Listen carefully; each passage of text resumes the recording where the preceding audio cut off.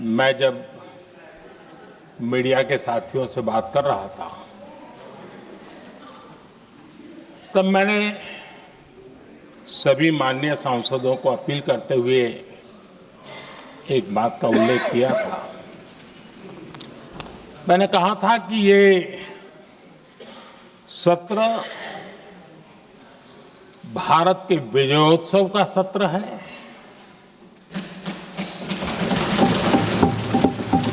संसद का ये सत्र भारत के गौरवगान का सत्र है।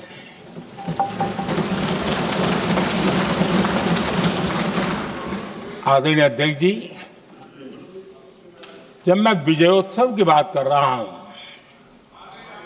तब मैं कहना चाहूंगा कि ये विजयोत्सव आतंकी हेडक्वार्टर्स को मिट्टी में मिलाने का है।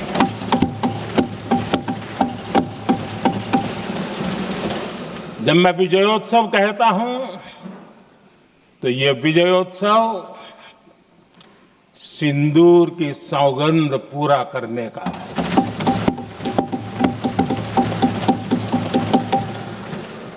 मैं जब ये विजयोत्सव कहता हूं तो ये भारत की सेना के शौर्य और सामर्थ्य का विजय गाथा कह रहा है। जब मैं विजयोत्सव कह रहा हूं तो 140 करोड़ भारतीयों की एकता, इच्छा शक्ति, उसके एक अप्रतिम जीत का विजयोत्सव की बात करता हूं। आदरणीय अध्यक्ष जी, मैं इसी विजय भाव से इस सदन में भारत का पक्ष रखने के लिए खड़ा हुआ।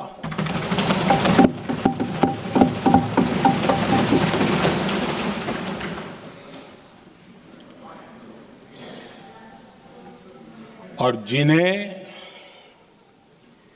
भारत का पक्ष नहीं दिखता है उन्हें मैं आईना दिखाने के लिए खड़ा हुआ।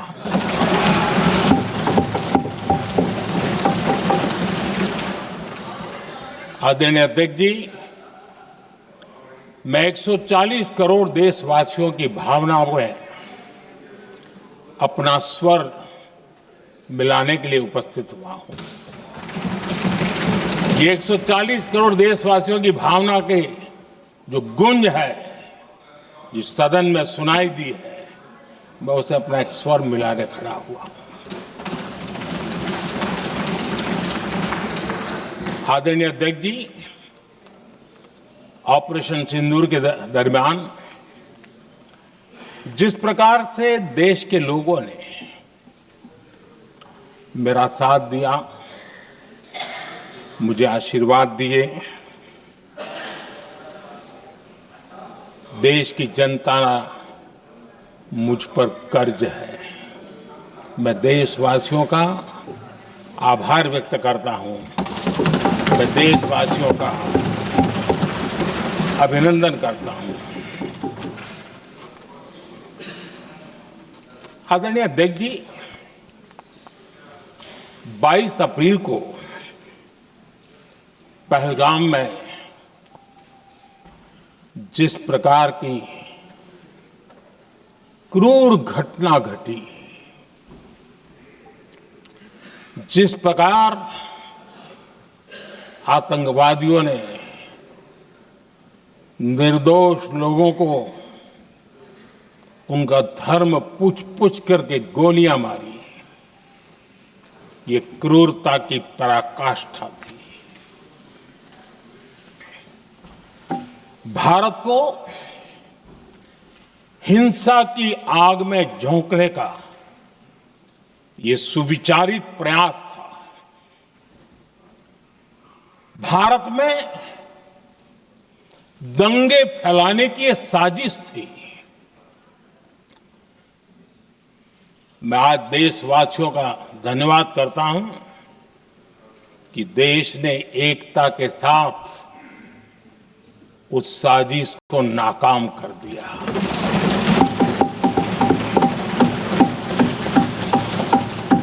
आदरणीय अध्यक्ष जी, 22 अप्रैल के बाद मैंने एक सार्वजनिक रूप से और विश्व को समझ में आए इसलिए कुछ अंग्रेजी में भी वाक्यों का प्रयोग किया था और मैंने कहा था कि हमारा संकल्प है, हम आतंकियों को मिट्टी में मिला देंगे।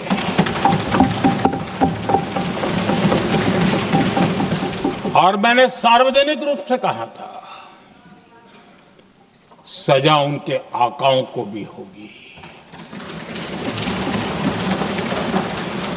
और कल्पना से भी बड़ी सजा मिलेगी।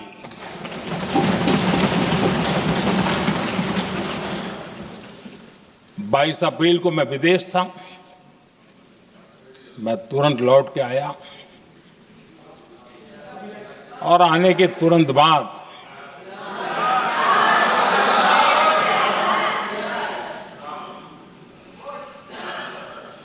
मैंने एक बैठक बुलाई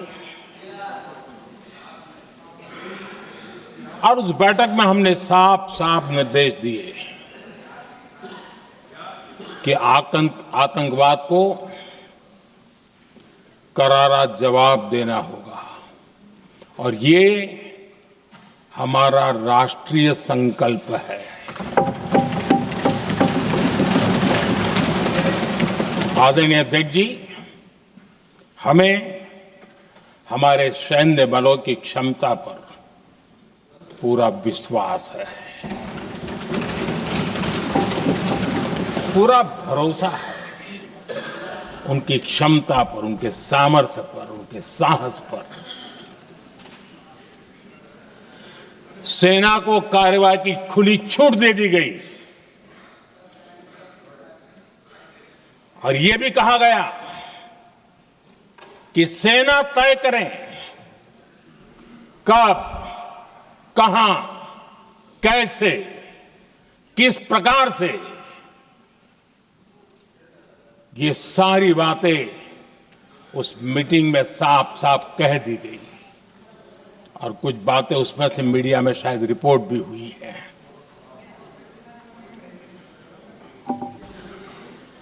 हमें गर्व है, आतंकियों को वो सजा दी और सजा ऐसी है कि आज भी आतंक के उन आकाओं की नींद उड़ी हुई है।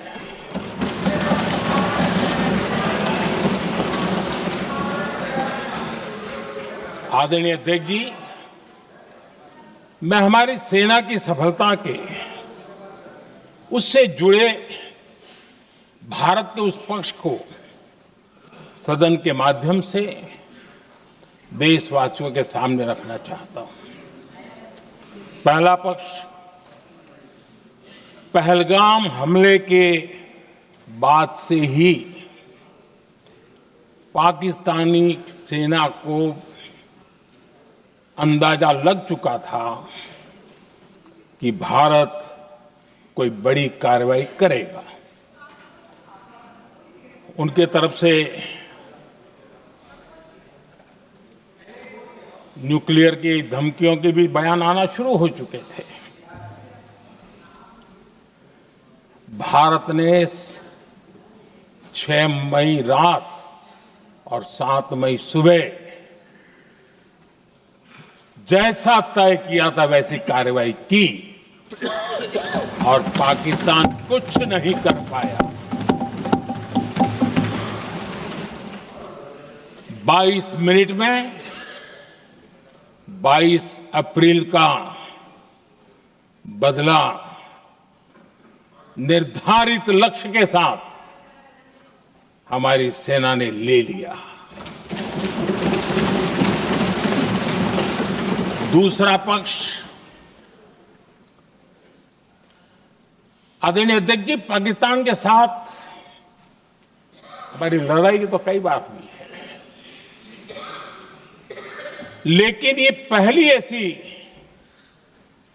भारत की रणनीति बनी कि जिसमें पहले जहां कभी नहीं गए थे वहां हम पहुंचे। पाकिस्तान के कोने कोने में आतंकी अड्डों को धुआं धुआं कर दिया गया।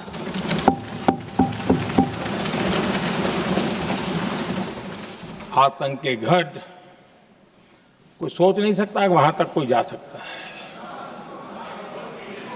बहावलपुर और मुर्ग के उसको भी जमीन दोस्त कर दिया गया। आदरणीय अध्यक्ष जी, हमारे सेनाओं ने आतंकी अड्डों को तबाह कर दिया। तीसरा पक्ष, पाकिस्तान की न्यूक्लियर धमकी को हमने झूठा साबित कर दिया।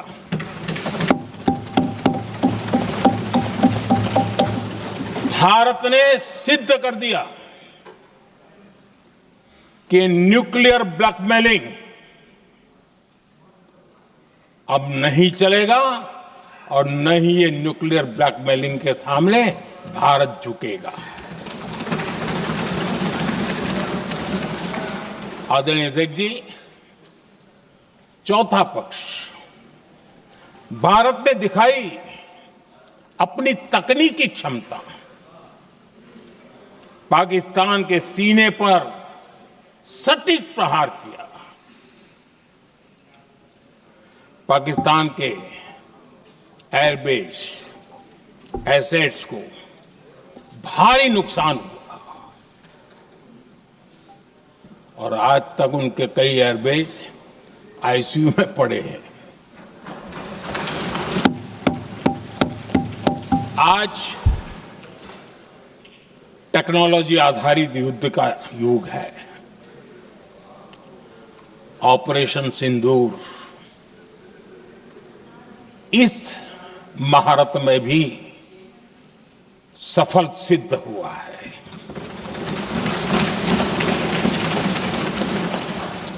अगर पिछले 10 साल में जो हमने तैयारियां की हैं वो न की होती तो इस तकनीक के युग में हमारा कितना नुकसान हो सकता था, इसका हम अंदाज लगा सकते हैं।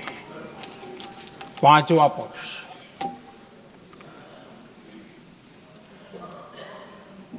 ऑपरेशन सिंदूर के दरमियान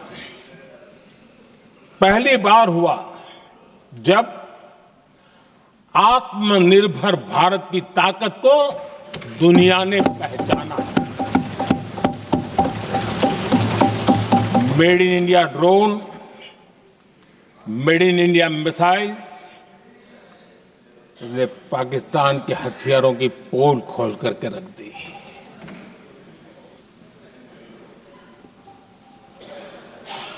आदरणीय अध्यक्ष जी, और भी एक महत्वपूर्ण काम जो हुआ है, वैसे जब राजीव गांधी जी थे उस समय उनके जो एक डिफेंस का काम देखने वाले एमओएस थे, उन्होंने जब मैंने सीडीएस की घोषणा की तो वो बहुत प्रसन्न होकर के मुझे मिलने आए थे और बहुत बहुत प्रसन्न थे वो। इस समय ऑपरेशन में नेवी, आर्मी, एयरफोर्स तीनों सेनाओं का जॉइंट एक्शन, इसके बीच की सिनर्जी, इसने पाकिस्तान के छक्के छुड़ा दिए।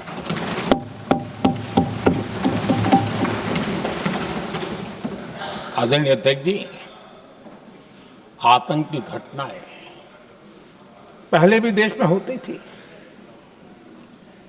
लेकिन पहले आतंकवादियों के मास्टरमाइंड निश्चिंत होते थे और वो आगे की तैयारी में लगे रहते थे, उनको पता था कुछ नहीं होगा। लेकिन अब स्थिति बदल गई है। अब हमले के बाद मास्टरमाइंड को नींद नहीं आती।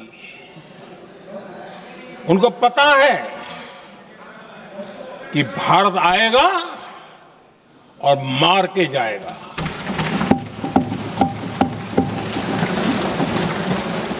ये न्यू नॉर्मल भारत ने सेट कर दिया है।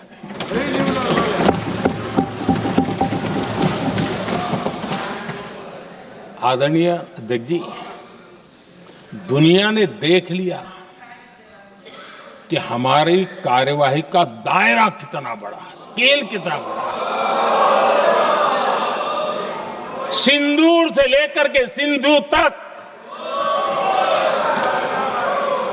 पाकिस्तान पर कार्रवाई की है। ऑपरेशन सिंदूर ने तय कर दिया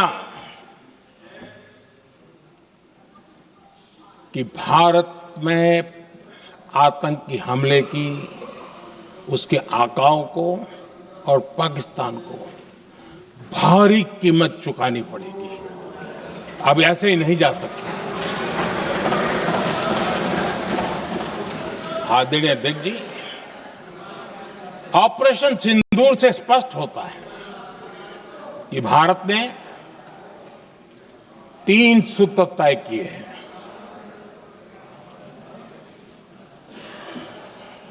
अगर भारत पर आतंकी हमला हुआ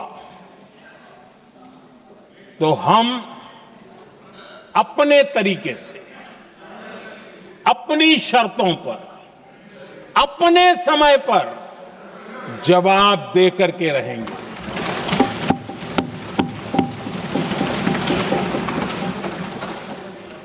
दूसरा, कोई भी न्यूक्लियर ब्लैकमेल अब नहीं चलेगा।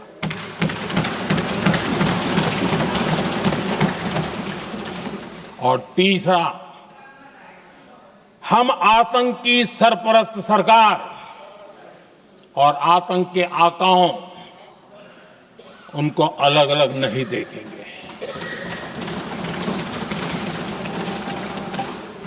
आदरणीय अध्यक्ष जी,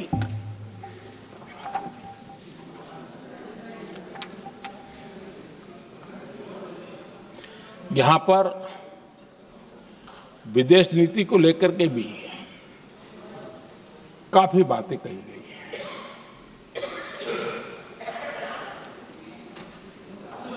दुनिया के समर्थन को लेकर के भी काफी बातें कही गई हैं। मैं आज सदन में कुछ बातें पूरी स्पष्टता से कह रहा हूं।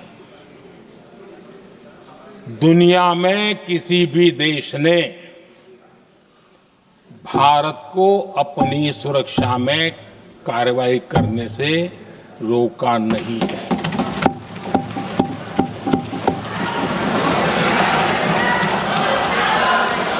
संयुक्त राष्ट्र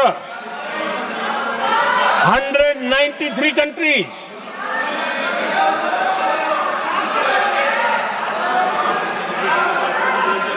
सिर्फ 3 देश 193 कंट्री में सिर्फ 3 देश ऑपरेशन सिंदूर के दौरान पाकिस्तान के समर्थन में बयान दिया था। Only 3 countries.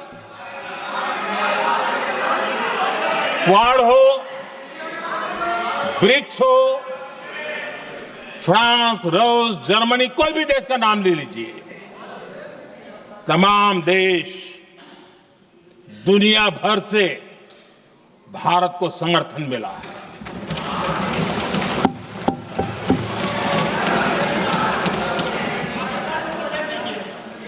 आदरणीय अध्यक्ष जी, दुनिया का समर्थन तो मिला, दुनिया के देशों का समर्थन मिला, माननीय है, लेकिन ये दुर्भाग्य है कि मेरे देश के वीरों के पराक्रम को कांग्रेस का समर्थन नहीं।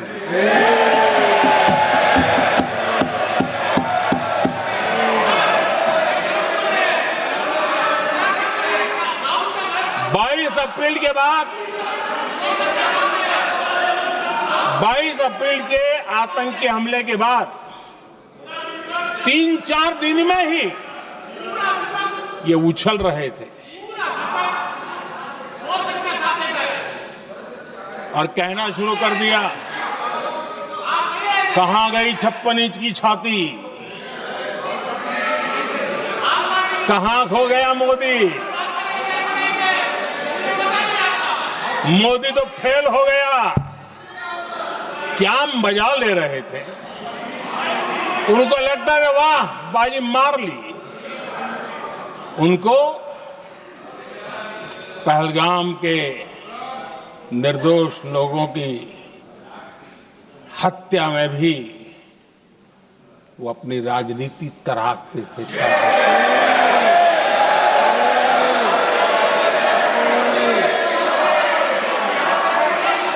अपनी स्वार्थी राजनीति के लिए मुझ पर निशाना साध रहे थे, लेकिन उनकी ये बयानबाजी, इनका छिछोरापन देश के सुरक्षा बलों का मनोबल गिरा रहा था।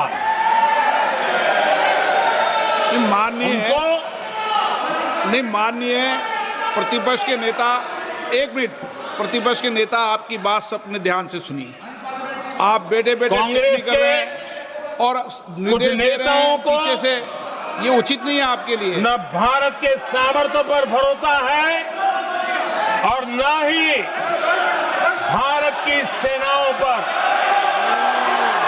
इसलिए वो लगातार ऑपरेशन सिंदूर पर सवाल उठा रहे हैं।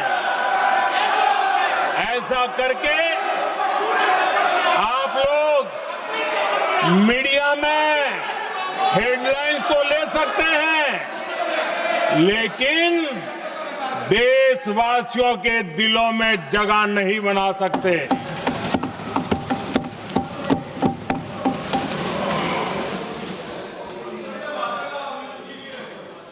आदरणीय सभापति जी, आदरणीय अध्यक्ष जी, 10 मई को भारत ने ऑपरेशन सिंदूर के तहत हो रहे एक्शन को रोकने की घोषणा की। इसको लेकर यहां भांति भांति की बातें कही गई। ये वही प्रोपेगेंडा है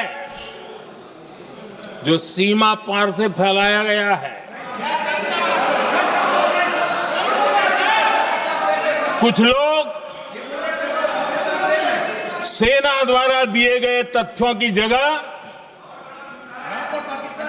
पाकिस्तान के झूठ प्रचार को आगे बढ़ाने में जुटे हुए हैं।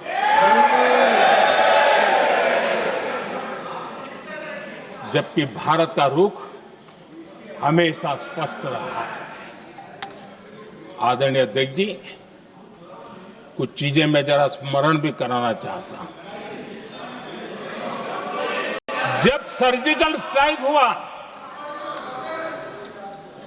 उस समय हमने लक्ष्य तय किया था, हमारे जवानों को तैयार करके कि हम उनके इलाके में जाकर के आतंकियों के जो लॉन्चिंग पैड है उनको नष्ट करेंगे। और सर्जिकल स्ट्राइक, एक रात के उस ऑपरेशन में हमारे लोग सूर्योदय होते होते काम पूरा करके वापस आए। लक्ष्य निर्धारित था कि ये करना है। जब बालाकोट एयर स्ट्राइक किया तो हमारा लक्ष्य तय था कि आतंकियों के जो ट्रेनिंग सेंटर्स है, इस बार हम उसको तबाह करेंगे, और हमने वो भी करके दिखाया। ऑपरेशन सिंदूर के समय हमारा लक्ष्य तय था, और हमारा लक्ष्य था कि आतंक के जो एपी सेंटर है और पहलगाम के आतंकियों को जहां से पुरजोश योजना बनी, ट्रेनिंग मिली, व्यवस्था मिली, उस पर हमला करेंगे। हमने उनके नाभि पर हमला कर दिया।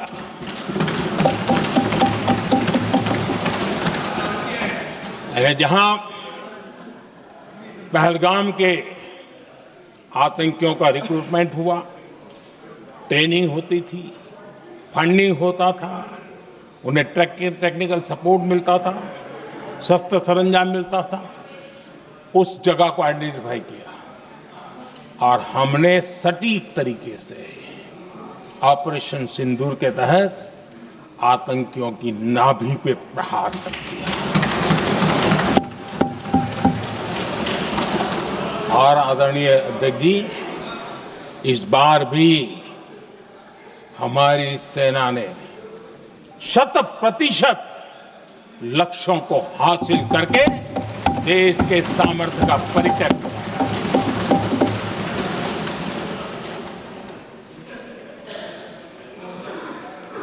कुछ लोग जानबूझ करके कुछ चीजें भूलने में इंटरेस्टेड होते हैं। देश भूलता नहीं है, देश को याद है। 6 रात और 7 मई सुबह ऑपरेशन हुआ था और 7 मई को सुबह भारत ने प्रेस कॉन्फ्रेंस हमारी सेना ने की और इस प्रेस कॉन्फ्रेंस में भारत ने स्पष्ट कर दिया था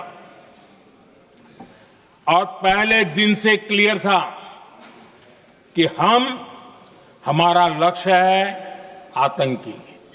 आतंकियों के आका, आतंकियों की जो व्यवस्थाएं जहां से होती है वो, और उनके अड्डे, उनको हम ध्वस्त करना चाहते थे। और हमने प्रेस कॉन्फ्रेंस में कह दिया था, हमने हमारा काम कर दिया है, हमने जो तय किया था पूरा कर दिया है। और इसलिए 6-7 मई को ऑपरेशन हमारा संतोषजनक होने के तुरंत बाद कल जो राजनाथ जी ने कहा था, मैं डंके की चोट पर दोबारा दोहराता हूं, भारत की सेना ने पाकिस्तान की सेना को चंद मिनटों में बता दिया कि हमारा ये लक्ष्य था, हमने लक्ष्य पूरा कर दिया है, ताकि उनको पता चले और हमें भी पता चले कि उनके दिल दिमाग में क्या चलता है।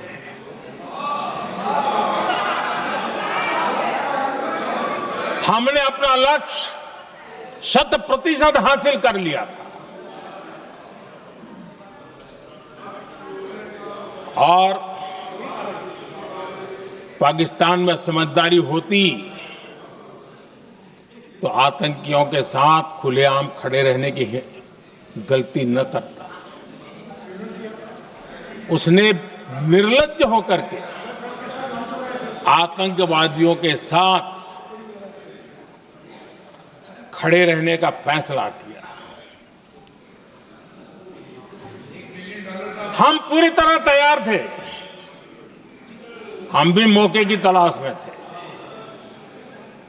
लेकिन हमने दुनिया को बताया था कि हमारा लक्ष्य आतंकवाद है, आतंकवादी आका है, आतंकवादी ठिकाने हैं, वो हमने पूरा कर दिया। लेकिन जब पाकिस्तान ने आतंकियों की मदद में आने का फैसला किया और मैदान में उतरने की हरकत की, तो भारत की सेना ने सालों तक याद रह जाए ऐसा करारा जवाब दे करके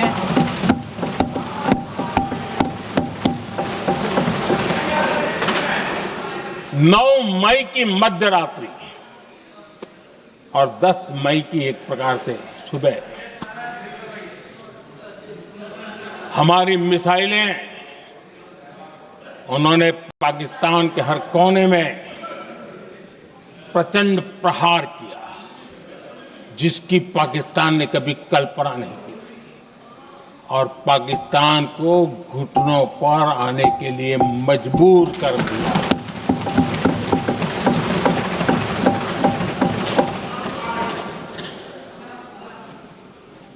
और आपने टीवी में भी देखा है, वहां से क्या बयान आते थे। पाकिस्तान के लोग, अरे मैं तो स्विमिंग पूल में नहा रहा था, कोई कह रहा था मैं तो दफ्तर जाने की तैयारी कर रहा था, हम कुछ सोचे इस पहले तो भारत ने तो हमला कर दिया। ये पाकिस्तान के लोगों के बयान है और देश ने देखे हैं। स्विमिंग पूल में नहा रहा था।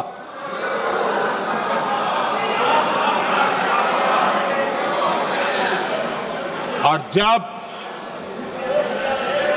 इतना कड़ा प्रहार हुआ, पाकिस्तान ने कभी सोचा तक नहीं था, तब जाकर के पाकिस्तान ने फोन करके डीजीएमओ के सामने फोन करके गुहार लगाई, बस करो, बहुत मारा,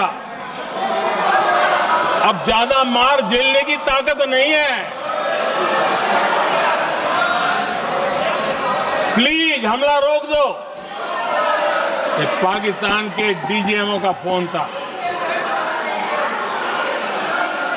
और भारत ने तो पहले दिन ही कह दिया था, 7 तारीख सुबह की प्रेस देख लीजिए, कि हमने हमारा लक्ष्य पूरा कर दिया है, अगर आप कुछ करोगे तो महंगा पड़ेगा। और आप धीरे, ऐसे कैसे चलता है? प्लीज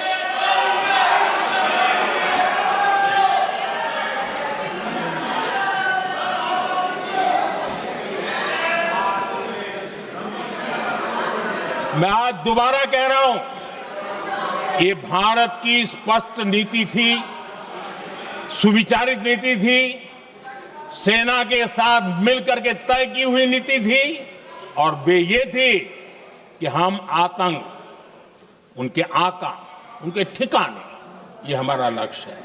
और हमने कहा, पहले दिन प्रेस कॉन्फ्रेंस में कहा है कि हमारा एक्शन नॉन एक्सिलेटरी है, ये हमने कह करके किया है। और इसके लिए साथियों हमने हमला रोका। अध्यक्ष जी, दुनिया के किसी भी नेता ने भारत के ऑपरेशन रोकने के लिए नहीं कहा।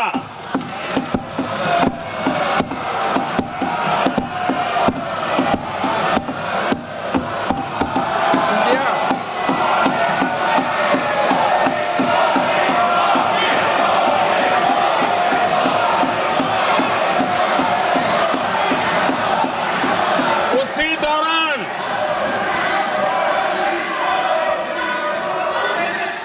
9 तारीख को रात को अमेरिका के उपराष्ट्रपति जी ने मुझसे बात करने का प्रयास किया। वो घंटे भर कोशिश कर रहे थे, लेकिन मेरी सेना के साथ मीटिंग चल रही थी, तो मैंने उनका फोन उठा नहीं पाया। बाद में मैंने उनको कॉल बैक किया। मैंने कहा कि आपका फोन था, 3-4 बार आपका फोन आ गया, क्या है?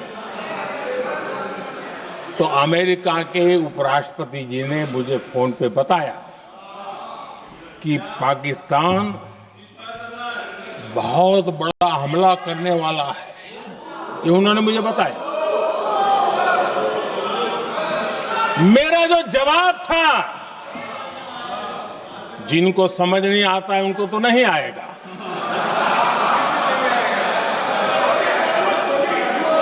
मेरा जवाब था,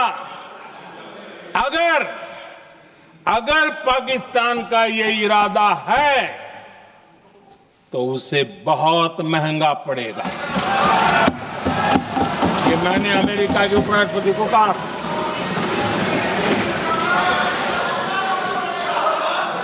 अगर पाकिस्तान हमला करेगा तो हम बड़ा हमला कर करके जवाब देंगे, ये मेरा जवाब था।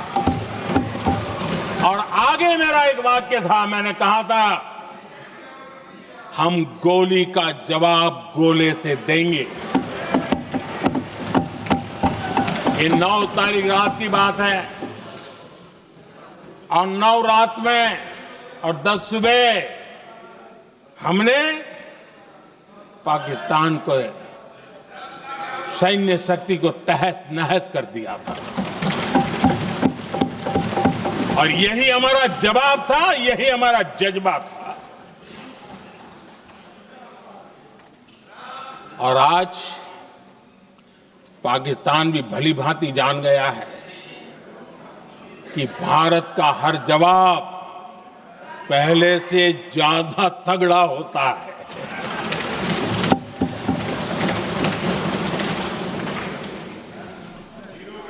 उसे यह भी पता है कि अगर भविष्य में नौबत आई तो भारत आगे कुछ भी कर सकता है।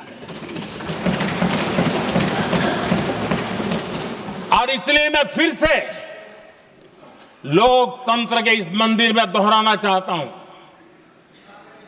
ऑपरेशन सिंदूर जारी है।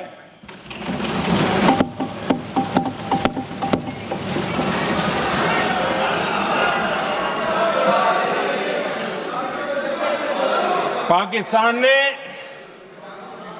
दुस्साहस की अगर कल्पना की तो उसे करारा जवाब दिया जाएगा।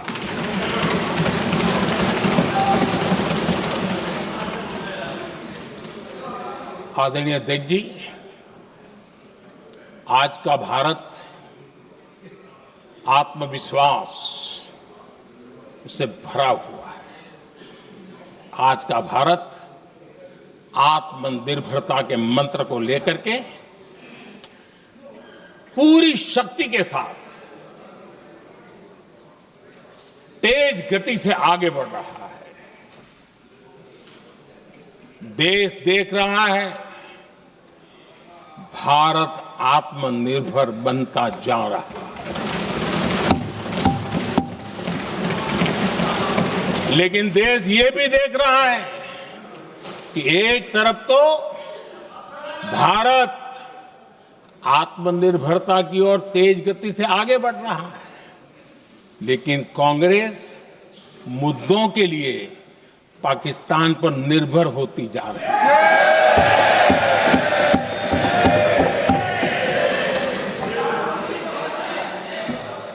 मैं आज पूरा दिन देख रहा था, जो 16 घंटे से जो चर्चा चल रही है, दुर्भाग्य से। प्लीज बैठिए, सब जवाब दे दिया आपका, आप सुनते नहीं, सबका जवाब दे दिया। प्लीज दुर्भाग्य से सुनिए जवाब। कांग्रेस को पाकिस्तान के मुद्दे इंपोर्ट करने पड़ रहे हैं।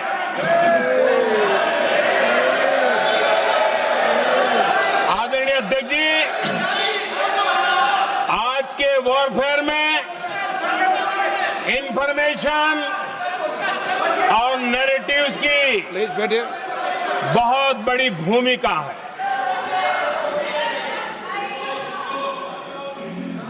नैरेटिव घड़ करके, एआई का भी भरपूर उपयोग करके सेनाओं के मनोबल को कमजोर करने के खेल भी खेले जाते हैं। जनता के अंदर अविश्वास पैदा करने के भी भरपूर प्रयास होते हैं। दुर्भाग्य से कांग्रेस और उसके सहयोगी पाकिस्तान के ऐसे ही प्रपंच के प्रवक्ता बन चुके हैं।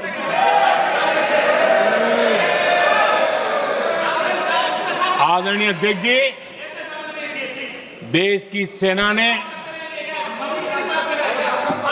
आदरणीय अध्यक्ष जी, ये तरीका है देश की सेना ने, बैठिए बैठिए, देश की सेना ने सर्जिकल स्ट्राइक की।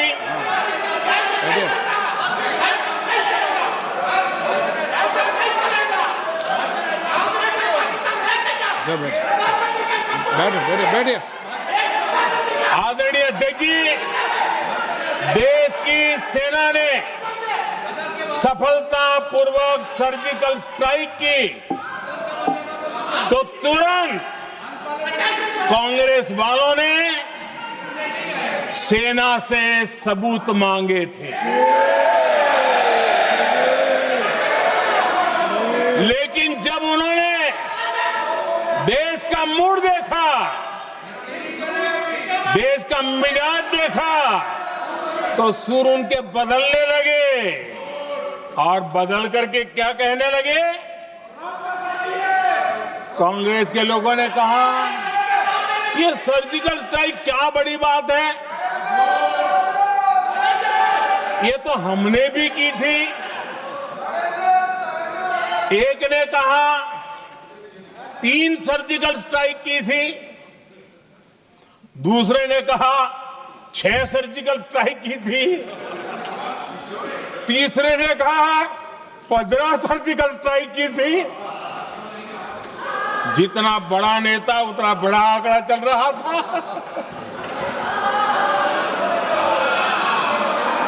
आदरणीय अध्यक्ष जी, इसके बाद बालाकोट में सेना ने एयर स्ट्राइक की। अब एयर स्ट्राइक तो ऐसी थी कि वो कुछ कह नहीं सकते थे, इसलिए ये तो नहीं कहा कि भाई हमने भी की थी। उसमें तो उन्होंने समझदारी दिखाई, लेकिन फोटो मांगने लगे। एयर स्ट्राइक हुई तो फोटो दिखाओ, क्या कहां गिरा, क्या तोड़ा, कितना तोड़ा, कितने मरे, बस यही पूछते रहे। पाकिस्तान भी यही पूछता था, ये भी यही पूछते थे। इतना ही नहीं, आदरणीय अध्यक्ष जी, जब पायलट अभिनंदन पकड़े गए तो पाकिस्तान में तो खुशी का माहौल होना स्वाभाविक था कि उनके हाथ में भारतीय सेना का एक पायलट उनके हाथ लगा था। लेकिन यहां पर भी कुछ लोग थे जो कानों कानों में कह रहे थे अब मोदी फंसा, अब अभिनंदन वहां आए, मोदी ला करके दिखा दे। अब देखते हैं मोदी क्या करता है। आज डंके की चोट पर अभिनंदन वापिस आए।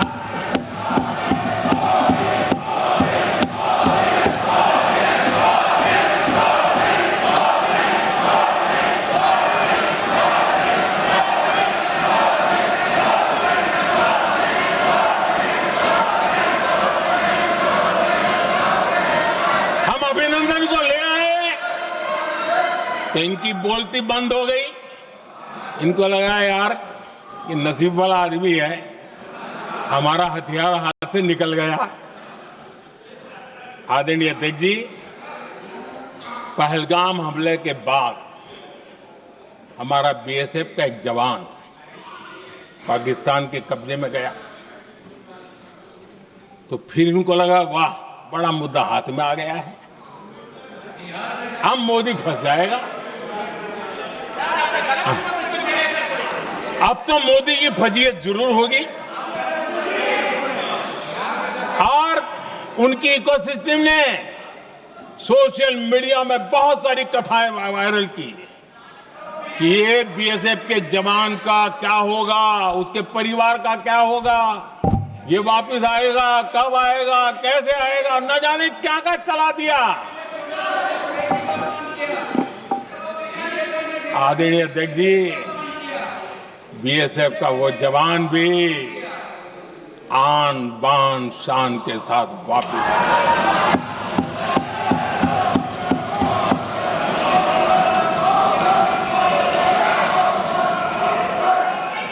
आतंकवादी रो रहे हैं, आतंकवादियों के आका रो रहे हैं और उनको रोते देखकर यहां भी कुछ लोग रो रहे हैं।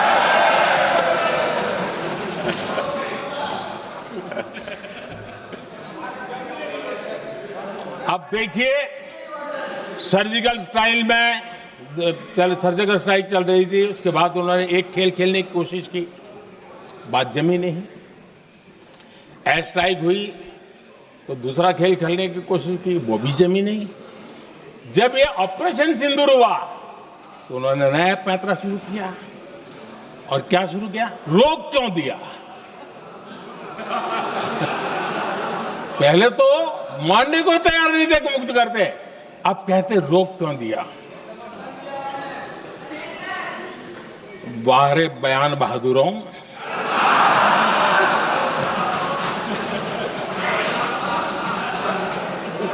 आपको विरोध का कोई न कोई बहाना चाहिए। और इसलिए सिर्फ मैं नहीं, पूरा देश आप पर हंस रहा है।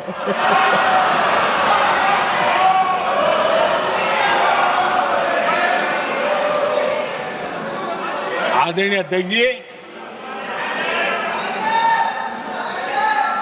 सेना का विरोध, सेना के प्रति एक पता नहीं नेगेटिविटी, ये कांग्रेस का पुराना रवैया रहा। देश ने अभी अभी करगिल विजय दिवस मनाया, लेकिन देश पूरी तरह जानता है कि उनके कार्यकाल में और आज तक करगिल के विजय को कांग्रेस ने अपनाया नहीं। न करगिल विजय दिवस मनाया है, न करगिल विजय का गौरव किया। इतिहास साक्षी है अध्यक्ष जी। जब डोकलाम में सैन्य हमारा शौर्य दिखा रहा था, तब कांग्रेस के नेता चुपके चुपके किससे ब्रीफिंग लेते थे, वो सारी दुनिया अब जान गई।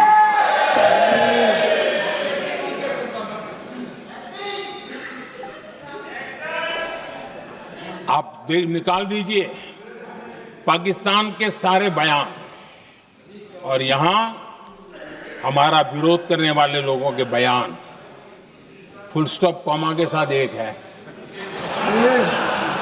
क्या कहेंगे इसको? और बुरा लगता है सच बोलते हैं तो।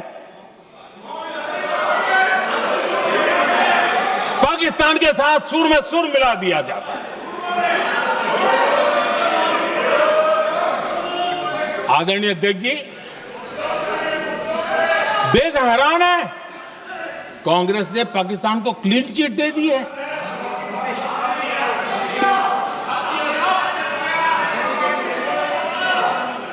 उनकी ये हिम्मत, और इनकी आदत जाती नहीं है, ये हिम्मत कि पहलगाम के आतंकी पाकिस्तानी थे, इसका सबूत दो।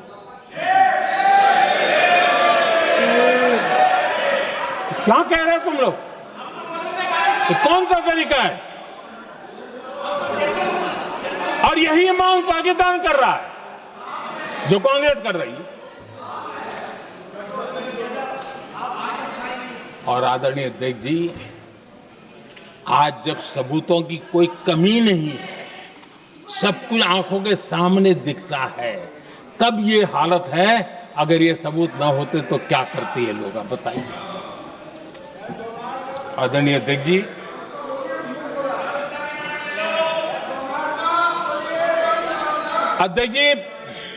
ऑपरेशन सिंदूर के एक पार्ट की तरफ तो चर्चा भी बहुत होती है, ध्यान भी जाता है, लेकिन देश के लिए कुछ गौरव की क्षणें होती हैं, ताकत की परिचय होता है, उसकी तरफ भी ध्यान जाना बहुत आकर्षित है।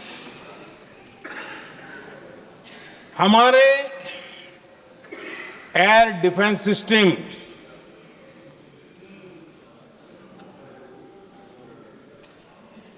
दुनिया में इसकी चर्चा है। हमारे एयर डिफेंस सिस्टम ने पाकिस्तान की मिसाइल और ड्रोन्स उसको तिनके की तरफ बिखेर दिया था।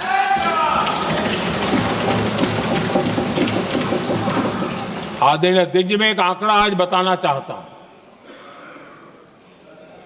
पूरा देश गर्व से भर जाएगा। कुछ लोगों का क्या होगा मैं नहीं जानता। पूरा देश गर्व से भर जाएगा। 9 मई को पाकिस्तान ने करीब 1000 मिसाइलों और आर्म्ड ड्रोन्स के भारत पर बहुत बड़ा हमला करने की कोशिश की। 1000 ये मिसाइलें भारत के किसी भी हिस्से पर गिरती तो वहां भयंकर तबाही मचती। लेकिन 1000 मिसाइल्स और ड्रोन्स को भारत ने आसमान में ही चूर चूर कर दिया।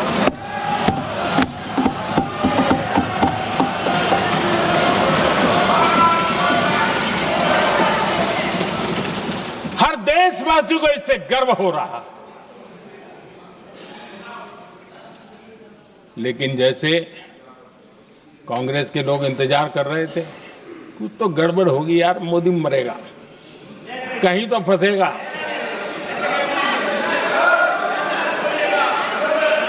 पाकिस्तान ने आदमपुर एयरबेस पर हमले का झूठ फैलाया। उस झूठ को बेचने की भरपूर कोशिश की, पूरी ताकत लगा दी। मैं अगले ही दिन आदमपुर पहुंचा और खुद जाकर के उनके झूठ को मैंने बेनकाब कर दिया। तब जाकर के उनको अकल ठिकाने लगी कि अब ये झूठ चलने वाला नहीं है। आदरणीय अध्यक्ष जी, जो हमारे छोटे दलों के साथी हैं, जो राजनीति में नए हैं, उनको कभी शासन में रहने का अवसर नहीं मिला, उनसे कुछ बातें निकलती मैं समझ सकता हूं। लेकिन कांग्रेस पार्टी ने इस देश में लंबे समय तक राज किया है। उसको शासन की व्यवस्थाओं का पूरा पता है। उन चीजों से वो निकले हुए लोग हैं। उनके लिए शासन व्यवस्था क्या होती इसकी समझ पूरी है, अनुभव है उनके पास। उसके बाद भी विदेश मंत्रालय तुरंत जवाब दे, उसको स्वीकारना नहीं। विदेश मंत्री जवाब दे, इंटरव्यू दे, बार बार बोले, उसको स्वीकारना नहीं। गृह मंत्री बोले, रक्षा मंत्री बोले, किसी पर भरोसा नहीं। जिसने इतने सालों तक राज किया, उनको देश की व्यवस्थाओं पर अगर भरोसा नहीं है, तब शक उठता है कि क्या हालत हो गई है इनकी। आदरणीय अध्यक्ष जी, अब कांग्रेस का भरोसा पाकिस्तान के रिमोट कंट्रोल से बनता है और बदलता है।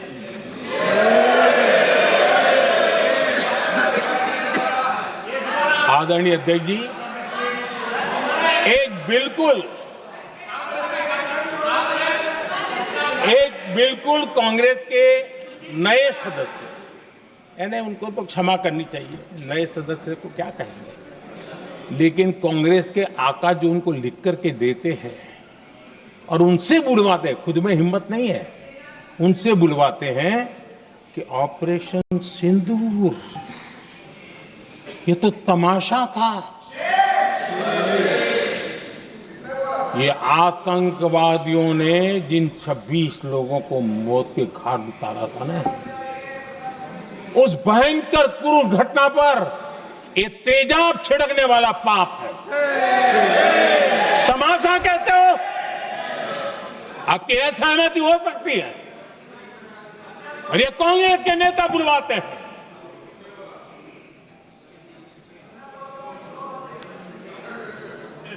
आदरणीय अध्यक्ष जी, पहलगाम के हमलावरों को कल हमारे सुरक्षा बलों ने ऑपरेशन महादेव करके अपने अंजाम तक पहुंचाया।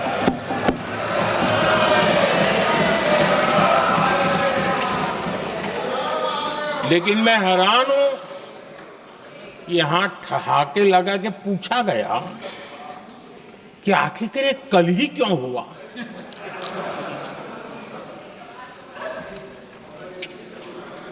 अब ये क्या हो गया है मुझे समझ नहीं आ रहा है। क्या ये ऑपरेशन के लिए कोई सावन महीने का सोमवार ढूंढा गया था क्या? क्या हो गया है इन लोगों को? हताशा, निराशा इस हद तक।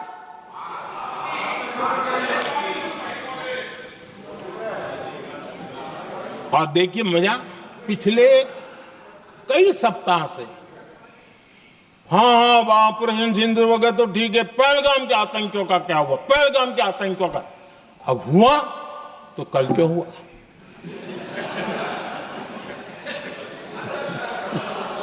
और कल ही क्यों हुआ? क्या हाल है अध्यक्ष जी का। आदरणीय अध्यक्ष जी,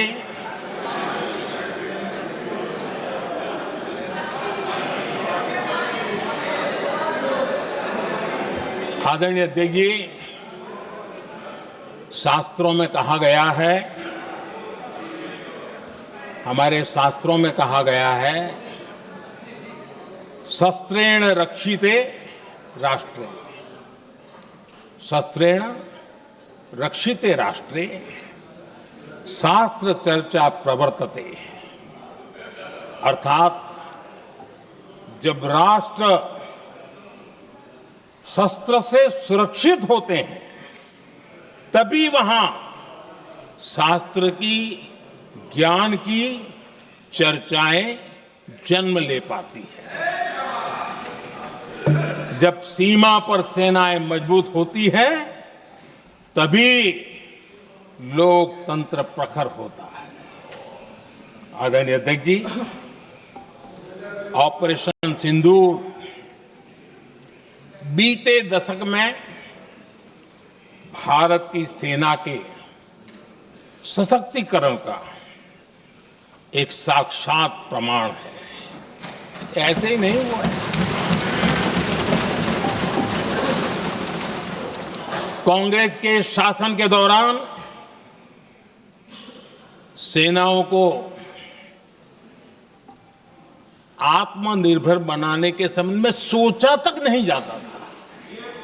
आज भी आत्मनिर्भर शब्द की मजाक उड़ाई जाती है। वैसे वो महात्मा गांधी से आया हुआ है, लेकिन आज भी मजाक उड़ाई जाती है। हर रक्षा सौदे में कांग्रेस अपने मौके खोजती रहती थी।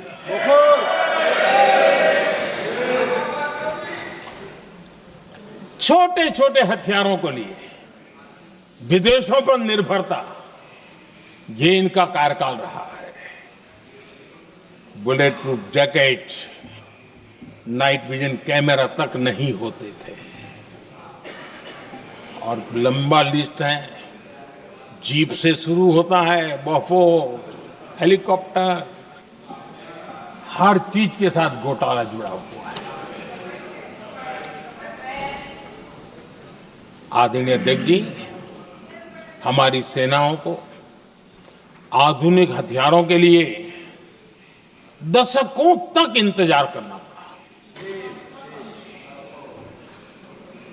आजादी के पहले, और इतिहास गवाह, एक जमाना था जब डिफेंस मैन्युफैक्चरिंग में भारत का आवाज सुनाई देती थी। जिस समय तलवारों से लड़ा जाता था ना, तब भी तलवारें भारत की श्रेष्ठ मानी जाती थी। हम डिफेंस के इक्विपमेंट में आगे थे। लेकिन आजादी के बाद जो एक मजबूत डिफेंस इक्विपमेंट मैन्युफैक्चरिंग का हमारा दायरा था, जो हमारा पूरा इकोसिस्टम था, उसको सोच समझ करके तबाह कर दिया गया, उसको दुर्बल किया गया।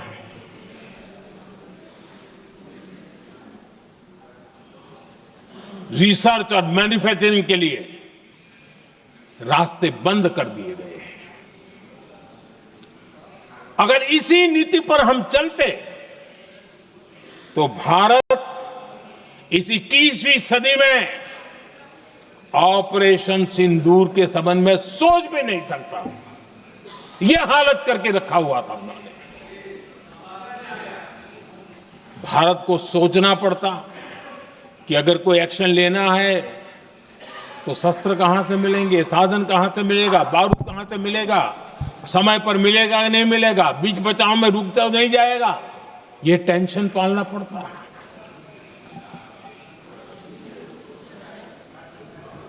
आदरणीय अध्यक्ष जी, बीते एक दशक में मेक इन इंडिया हथियार सेना को मिले, उन्होंने इस ऑपरेशन में बहुत निर्णायक भूमिका निभाई।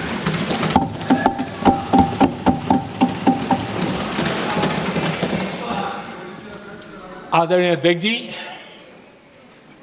एक दशक पहले भारत के लोगों ने संकल्प लिया, हमारा देश सशक्त, आत्मनिर्भर और आधुनिक राष्ट्र बने। रक्षा, सुरक्षा, हर क्षेत्र में बदलाव के लिए एक के बाद एक ठोस कदम उठाए गए, सीरीज ऑफ रिफॉर्म्स किए गए और देश में सेना में जो रिफॉर्म्स हुए हैं, जो आजादी के बाद पहली बार हुए। चीफ ऑफ डिफेंस स्टाफ की नियुक्ति, ये विचार कोई नया नहीं था, दुनिया में प्रयोग भी चलते हैं, भारत में निर्णय नहीं होते थे। हमने, ये बहुत बड़ा रिफॉर्म था, हमने किया और बहुत ही, मैं हमारी तीनों सेनाओं का अभिनंदन करता हूं कि इस व्यवस्था को उन्होंने दिल से सहयोग किया है, दिल से स्वीकार किया है। सबसे बड़ी ताकत ज्वाइंटनेस और इंटीग्रेशन की।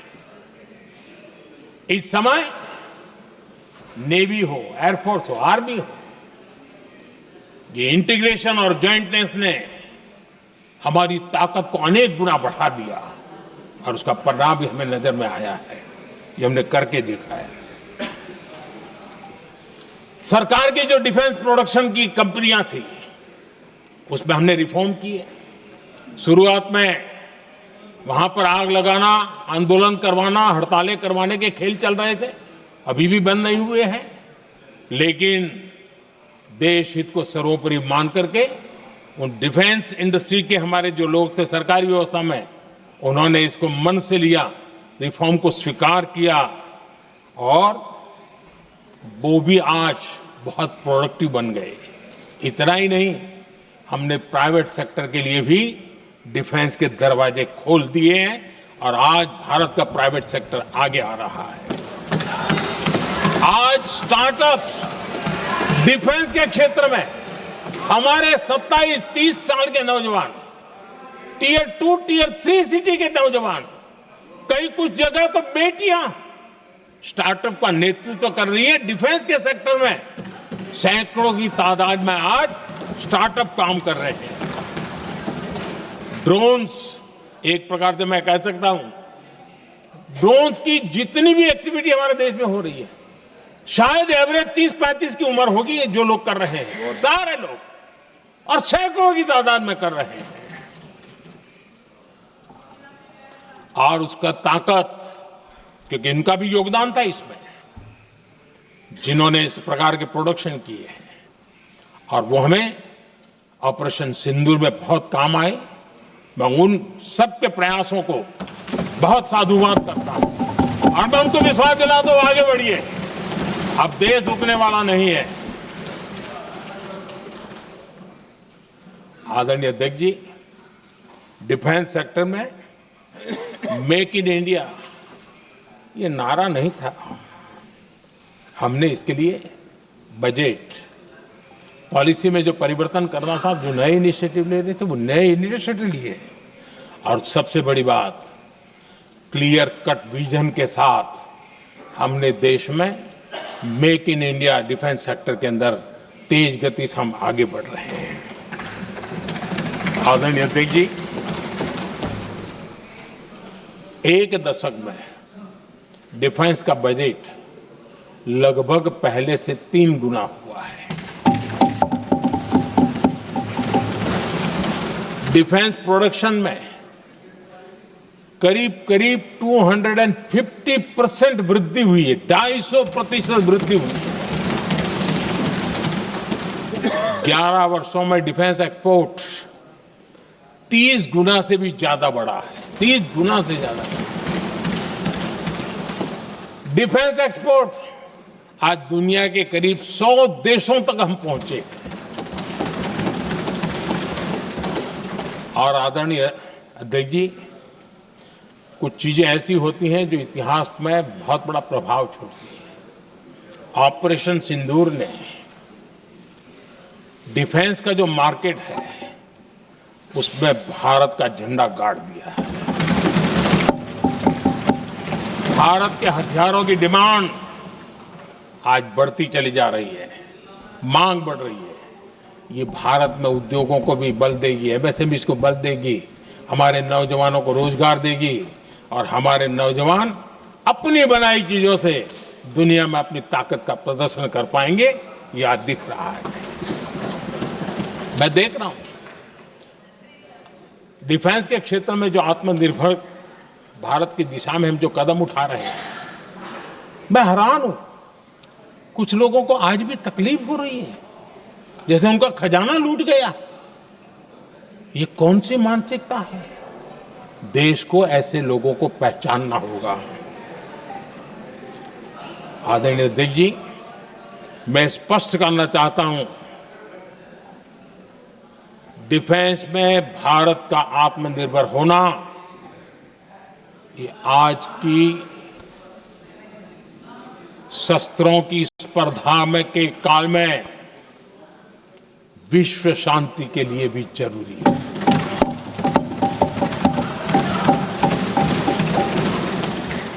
मैं पहले भी कह चुका हूं, भारत युद्ध का नहीं, बुद्ध का देश है। हम समृद्धि, शांति चाहते हैं, लेकिन हम ये कभी न भूले कि समृद्धि का और शांति का रास्ता शक्ति से ही गुजरता है।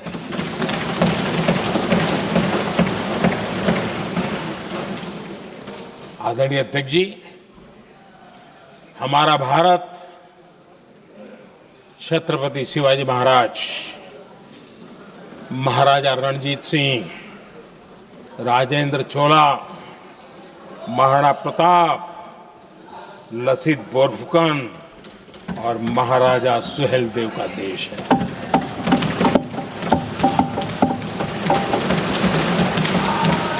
आदरणीय अध्यक्ष जी, हम विकास और शांति के लिए सामरिक सामर्थ्य पर भी फोकस करते हैं। आदरणीय अध्यक्ष जी, कांग्रेस के पास नेशनल सिक्योरिटी का विजन पहले था और आज तो सवाल ही नहीं उठता है।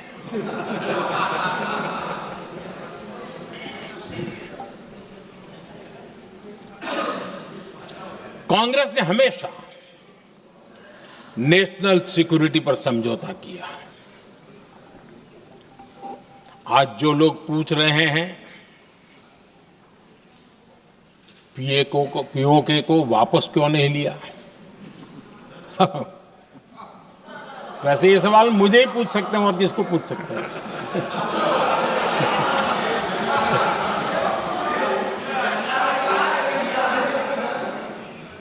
लेकिन इसके पहले जवाब देना होगा पूछने वालों को। किसकी सरकार ने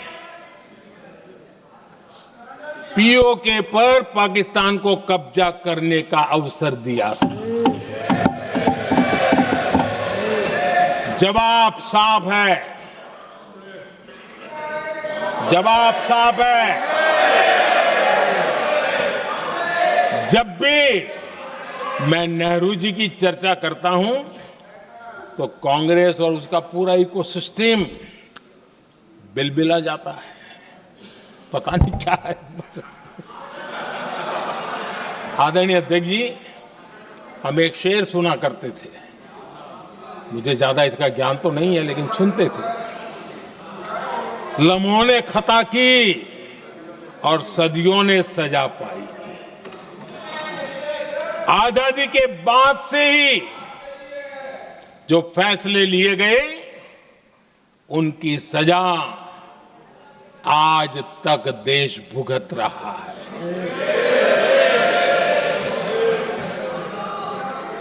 यहां बार बार एक बात का जिक्र हुआ और मैं फिर से करना चाहूंगा। अक्साई चीन की उस पूरे क्षेत्र को बंजर जमीन करार दिया गया, ये कह करके तो बंजर है। देश की 38,000 वर्ग किलोमीटर जमीन हमें खोनी पड़ी।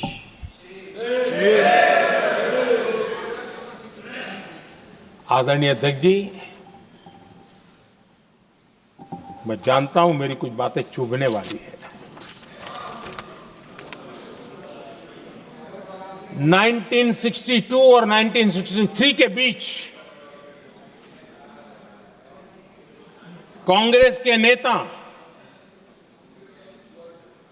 जम्मू कश्मीर के पूंछ, उरी, नीलम वैली और किशनगंगा को छोड़ देने का प्रस्ताव रख रहे थे। भारत की भूमि, आदरणीय अध्यक्ष जी, और वो भी लाइन ऑफ पीस के नाम पर किया जा रहा था। 1966 रण ऑफ कच्छ पर इन्हीं लोगों ने मध्यस्थता स्वीकार की। ये था उनका राष्ट्रीय सुरक्षा का विजन। एक बार फिर उन्होंने भारत का करीब 800 वर्ग किलोमीटर क्षेत्र पाकिस्तान को सौंप दिया, जिसमें छड़बेट भी शामिल है, कि कहीं उसको छड़ा बेट भी कहते हैं।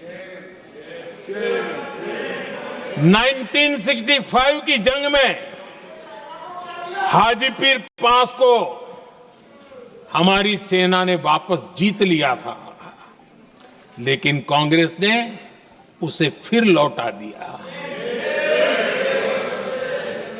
1971 पाकिस्तान के 93,000 फौजी हमारे पास बंदी थे।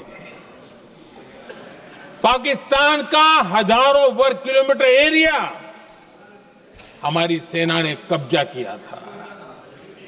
हम बहुत कुछ कर सकते थे, विजय की स्थिति में थे। उस दौरान अगर थोड़ी सा विजन होता, थोड़ी सी समझ होती, तो पीओके वापस लेने का निर्णय हो सकता। वो मौका था, वो मौका भी छोड़ दिया गया। अरे इतना ही नहीं, इतना सारा जब सामने टेबल पर था, अरे कम से कम करतारपुर साहब को तो ले सकते थे, वो ही नहीं कर पाया। 1974 श्रीलंका को कच्चथीवू द्वीप को गिफ्ट कर दिया गया। आज तक हमारे मछुआरे भाई बहनों को इससे परेशानी होती है, उनकी जान पर आफत आती है। क्या गुनाह था तमिलनाडु के मेरे फिशरमैन भाई बहनों का, कि आपने उनका हक छीन लिया और दूसरों को गिफ्ट कर दिया? कांग्रेस का दशकों से इरादा लेकर चल रही थी कि सियाचिन से सेना हटा दी जाए। आदरणीय अध्यक्ष जी, 2014 में देश ने इनको मौका नहीं दिया, वरना आज सियाचिन भी हमारे पास नहीं होता।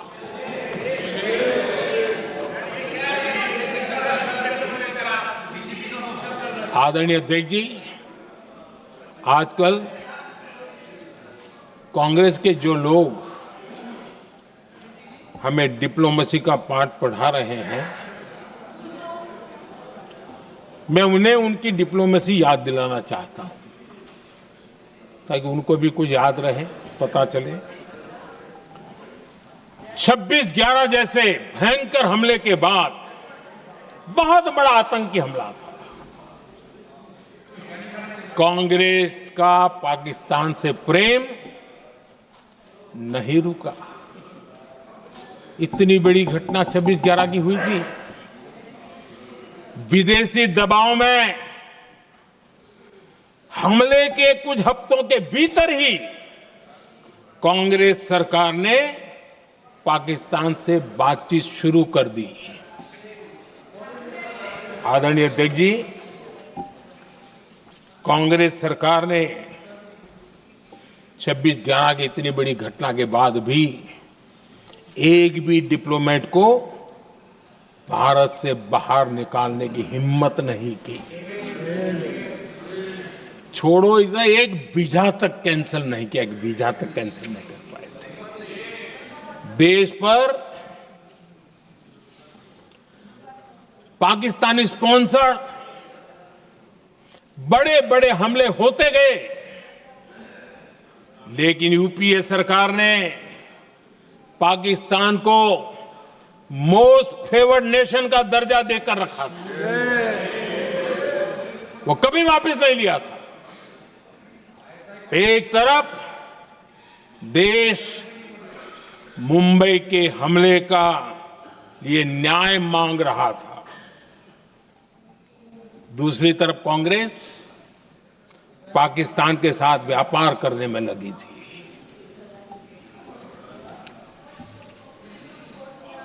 पाकिस्तान वहां से खून की होली खेलने वाले आतंकियों को भेजते रहे, और कांग्रेस यहां अमन की आश के मुशायरे किया करती थी। मुशायरे होते थे। हमने आतंकवाद और अमन की आस का ये वन वे ट्रैफिक बंद कर दिया।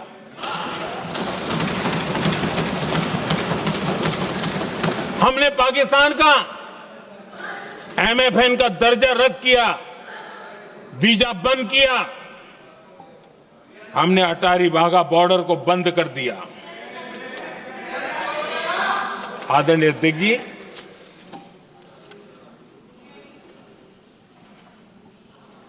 भारत के हितों को गिरवी रख देना ये कांग्रेस की पार्टी की पुरानी आदत है।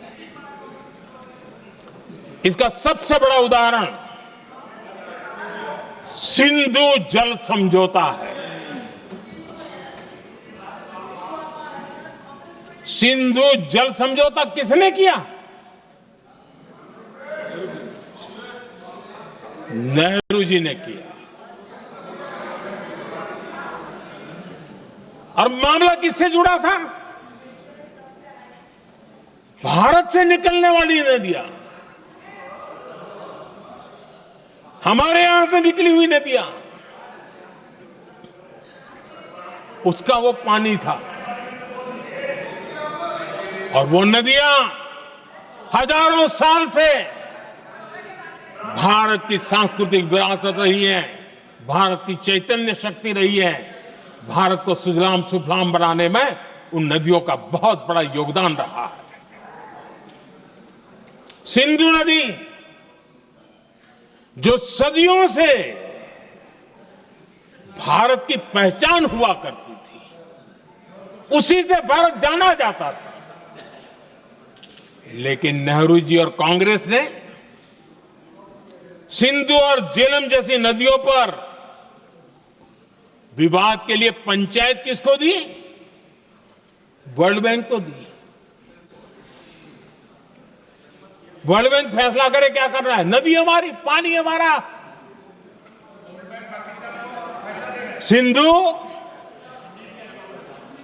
सिंधु जल समझौता सीधा सीधा भारत की अस्मिता और भारत के स्वाभिमान के साथ किया गया बहुत बड़ा धोखा था।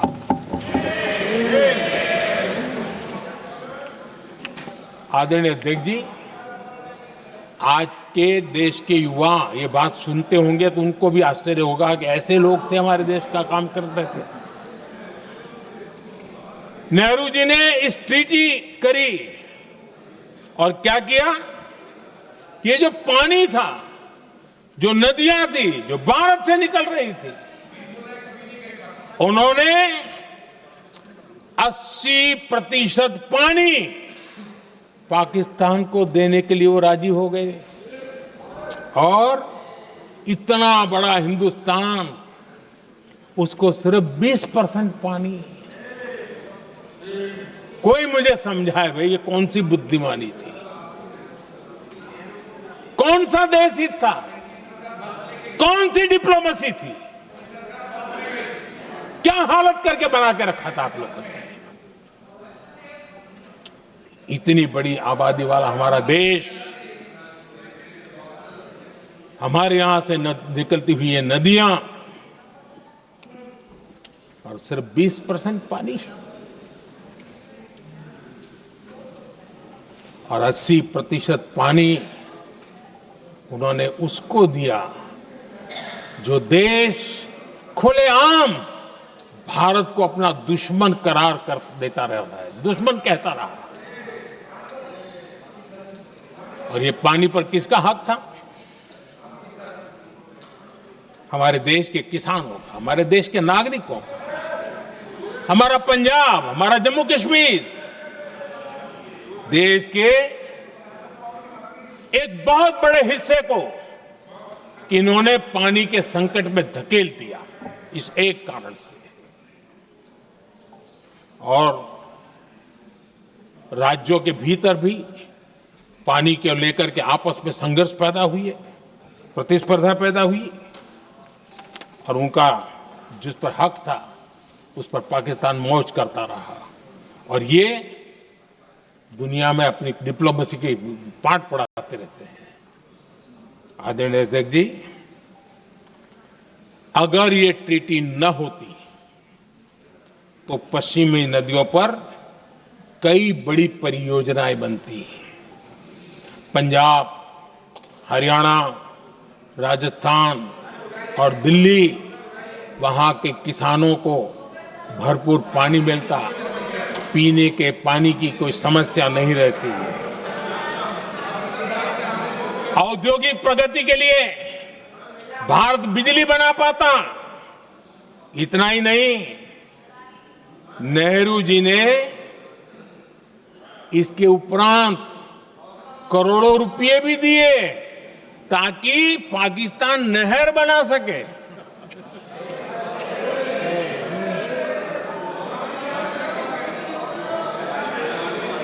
आदरणीय अध्यक्ष जी, इससे भी बड़ी बात, देश चौंक जाएगा। ये चीजें छिपाई गई है, दबा दी गई है। कहीं भी बांध बनता है तो उसमें एक मैकेनिज्म होता है उसकी सफाई का, डीसिल्टिंग का। उसमें जो मिट्टी भर जाती है, बाकी घास वगैरह आकर के भर जाता है तो उसकी कैपेसिटी कम होती है, तो उसकी सफाई के लिए यानी इनबिल्ट व्यवस्था होती है। नेहरू जी ने पाकिस्तान के कहने पर यह शर्त स्वीकार की है कि इन बांध में जो मिट्टी आएगी, कूड़ा कचरा आएगा और बांध भर जाएगा, इसकी सफाई नहीं कर सकते, डीसिल्टिंग नहीं कर सकते हैं।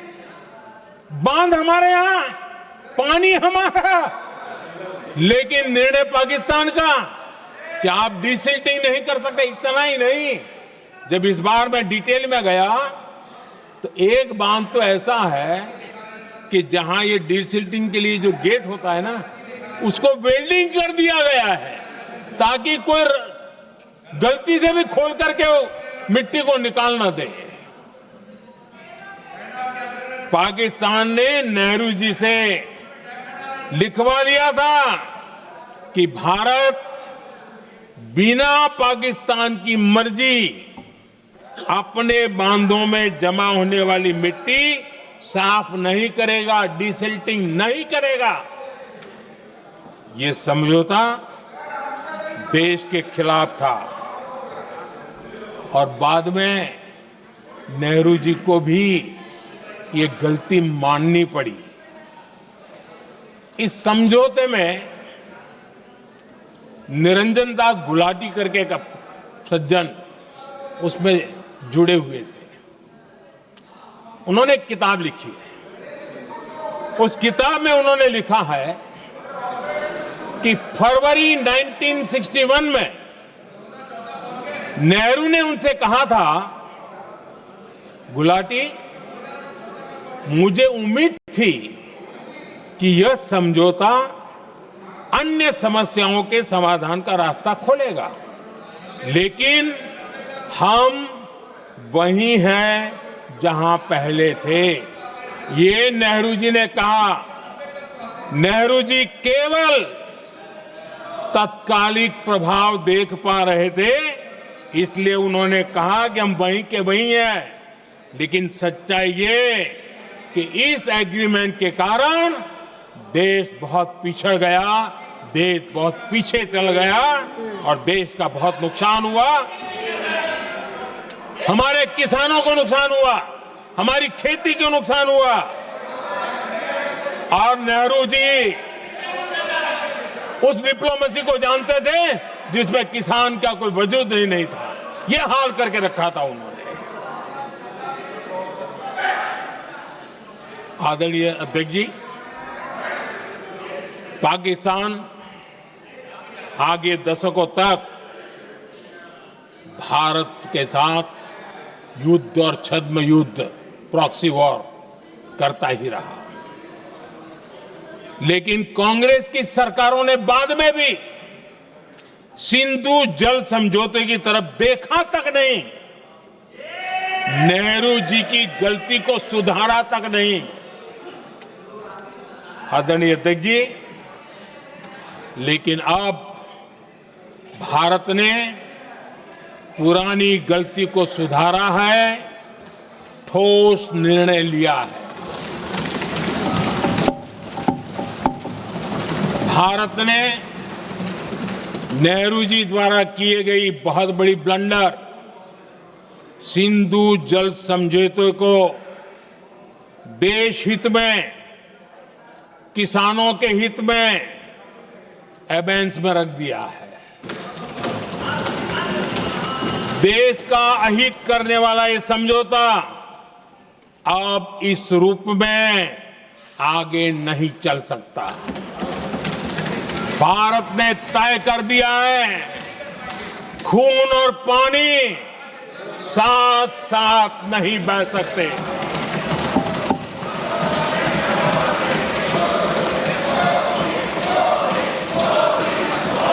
माननीय सदस्य, आप बहुत देर हो गई, आप उपनेता हैं, ये तरीका आप बैठे बैठे टोकते हैं, प्लीज, ये शोभा नहीं देता आपके लिए। बैठिए बैठिए बैठिए आदरणीय, शोभा नहीं देता आपका। अध्यक्ष जी, आप उपनेता, अपनी मर्यादा बना के रखें। चलिए बैठिए। वहां बैठे साथी आतंकवाद पर लंबी लंबी बातें करते हैं। जब ये सत्ता में था, जब इनको राज करने का अवसर मिला था, तब देश का हाल क्या है, क्या रहा था, वो आज भी देश भूला नहीं है। 2014 से पहले देश में असुरक्षा का जो माहौल था, अगर वो आज याद भी करे ना, तो लोग सिहर जाते हैं। आदरणीय अध्यक्ष जी,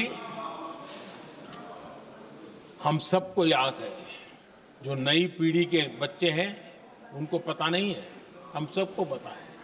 हर जगह पर अनाउंसमेंट होता था, रेलवे स्टेशन पर जाओ, बस स्टैंड पर जाओ, एयरपोर्ट पर जाओ, बाजार में जाओ, मंदिर में जाओ, कहीं पर भी जाओ, जहां भी भीड़ होती, कोई भी लावारिस चीज दिखे छूना मत, पुलिस को तुरंत जानकारी देना, वो बम हो सकता है।